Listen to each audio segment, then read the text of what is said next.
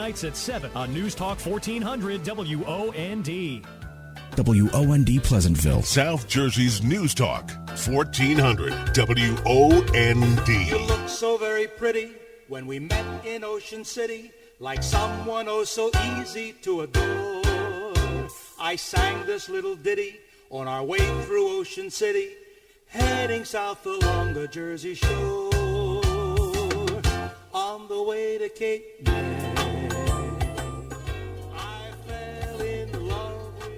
you got that right, folks. Hey, welcome back to the Klein Time Radio Show. Good old Al Alberts from back in the day. Wonder when that song was recorded. I guess probably, what do you think, early 60s, somewhere around there? Him and Cozy Morley. Remember Cozy from back the Wildwood days? Wildwood days. Hey, folks, we got a whole bevy of callers on the line. Let's see. We have Ocean City Councilman Keith Hartzell is back with us. We have Ocean City Councilman Bob Barr is with us. And we also have our guest, Tyronne Rolls, who is really who I wanted to... Officer Rolls, first of all, thanks a lot for taking time out of your day to join us here on the Klein Time Radio Show. I don't know, my wife... Yeah, appreciate it. And my wife mentions to me, she thinks she may have taught your nephew, Josh, and she says he was a great student, and she wants you to say hello if that is in fact the case. So she had nothing but great things to say about him. Sir, the reason I asked Keith to bring you on, if you were able to, was you said a few things that I really think are the focus and the focal of this new discussion that's taken place around the country. You mentioned, and I don't know you personally, I think I've seen you a couple times around town. Everybody's knows you. You're a great guy, a great citizen, a terrific police officer, representative from Ocean City.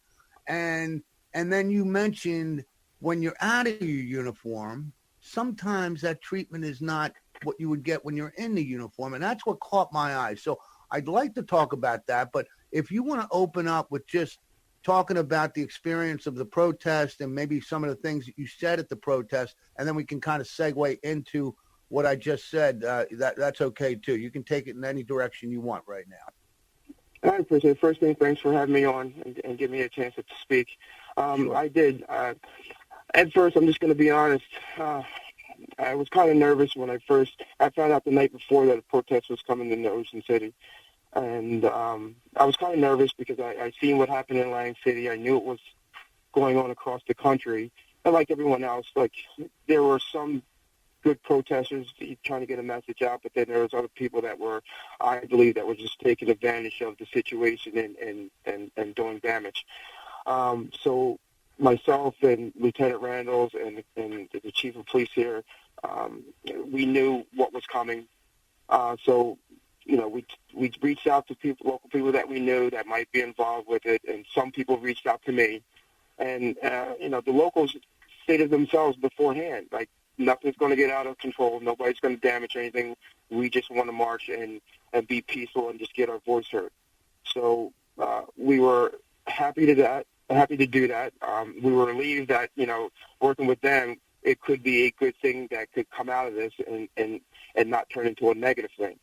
That's why Lieutenant Randalls and I, you know, rode out to the bridge, and we, you know, rode in with them and while they marched to make sure everybody got in safe, and let them know that we were here for them, and that, you know, it's as long as we all work together, this could be a very, very positive thing. And obviously it turned out that way, Officer Rolls. And folks, if you're tuning in, we're talking with Officer Tyronne Rolls of the Ocean City Police Department, reflecting upon what occurred this past week in Ocean City, and also to talk about the issue at hand. So, Officer Rolls, having said that, in your estimation, because you are in a unique position, you're a police officer, and you also happen to be black.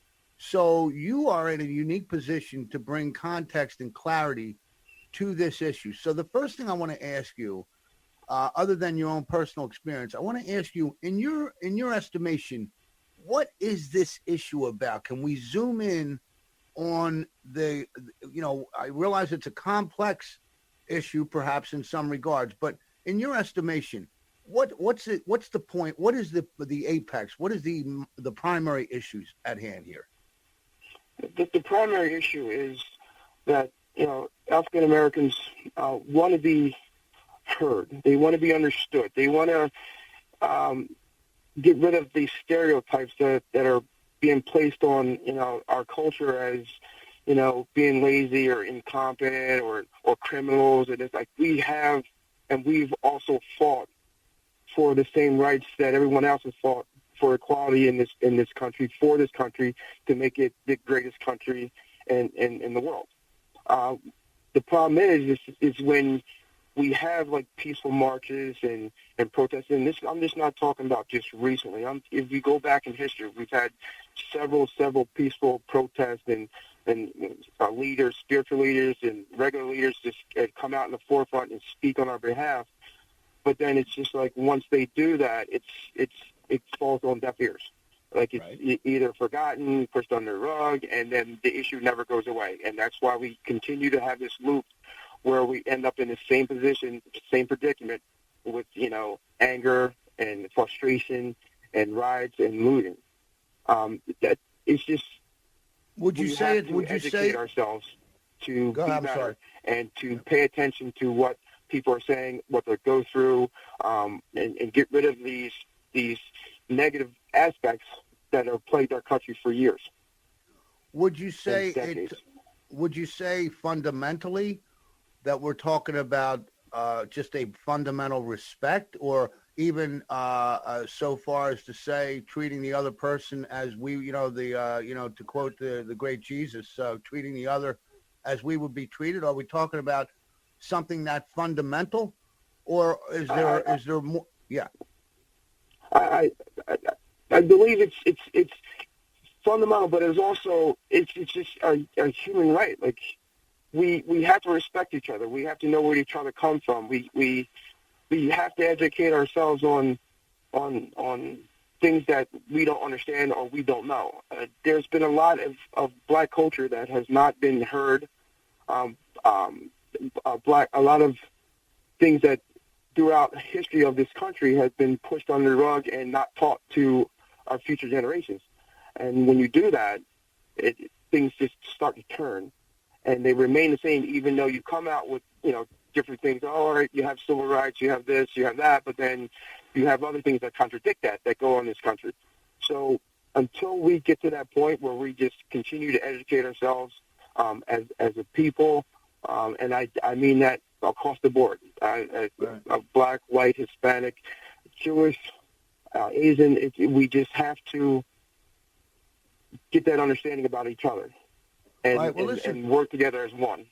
Well, Officer Rolls, I want you to understand, I don't ask this question. I'm not trying to be a smart guy. I'm actually asking this with a sincere heart in the hope of kind of pinpointing some of this stuff. But you mentioned a couple things here about the history being swept under the rug, contradictions, and things of that nature. And I just would like to kind of zero in on some things that you're talking about because, I have to admit, I'm not completely following you here on those two items. I understand the item about respecting everybody. That much I totally can't, how could anybody argue with that? But the history being swept under the rug, I'm not sure what you mean by that. I'll give you for one instance. Tulsa, Oklahoma. It was deemed as, it was notarized as like Black Wall Street, a town, black businesses, black communities, black banking, black businesses owned. Again, it was, you don't hear about this stuff in history, but it was totally wiped out by rioters because of the fact then whites didn't want blacks to have their own stuff. And it wasn't just Tulsa, Oklahoma. There were several other towns across the country where it was massacres of black-owned towns and businesses and stuff like that. So then you get into these stereotypes now that, we hear all the time with, that black people are lazy, they're violent, they're this, they're not smart enough. Well, we've proven that we can be someone, that we are someone. But until you learn about that in history, because most people don't know about these towns like Tulsa, Oklahoma, where the Black Wall Street, where it was just pretty much just wiped off the map. And Yeah, those but then, are but at things the we have to. but Officer Hey, Dan, Rolls can I just interrupt a real second? Real quick yeah, second? go right ahead. This Go ahead, is go a right very historic fact that Tyronne's going into, and we could relate this to Atlantic City and Ocean City, where there was a strong middle-class culture. And in Ocean City, it's economics. People can't afford to live here.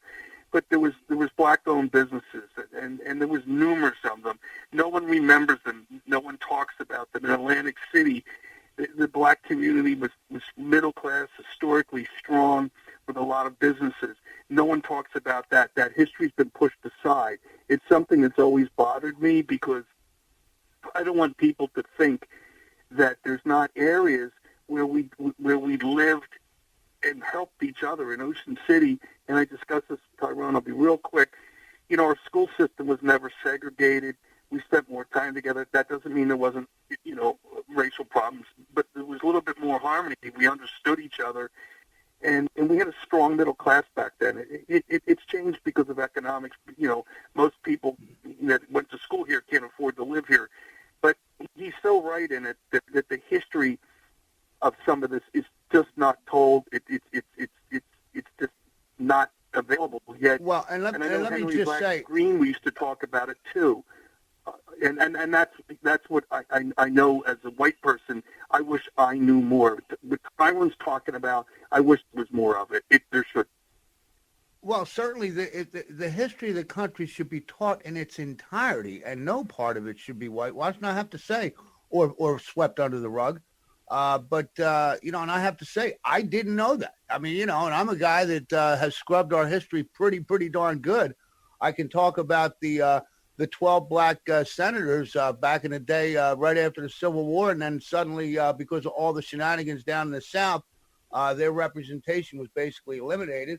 I can tell you about Sarah Spencer Washington in Atlantic City, who happened to be black, but she was named the Businesswoman of the Year in 1915, I believe she was a multimillionaire from Atlantic City, or General McKee from McKee City, who built a whole town. But I didn't know about that aspect. So, you're right about that, Officer Rolls. There's no question about it. But I do believe the whole history of the country should be taught. And that is certainly something that is worthwhile, I believe, from many perspectives. On the other, and obviously we're running out of time here. We can't keep you. I understand you got some things going on there, Officer Rolls. So I just want to kind of, as you look around the country, and you just pointed out some of the things, and I think all of them are pretty noteworthy. So, these are all going to be discussed as we move forward. There's no doubt about it. Do you, as you look around, and I live in Ocean City. I go up on the Ocean City boardwalk. And Ocean City's got a lot of white folks, no two ways about it. But I go into Ocean City, I'm up on the boardwalk with the grandkids, and I do see a lot of white people. I see a lot of people of all different colors, all different face, all different sizes, tall, small, this, that, and the other thing. Everybody's having a good time. So what I want to say is, and it looks like, and everybody's treating everybody respectfully and getting along and all that kind of stuff. So what I want to ask you is, how invasive, in other words, do you think today that most white people harbor some kind of bad feelings towards people of other colors? Because I maybe I'm sheltered, but I don't see that.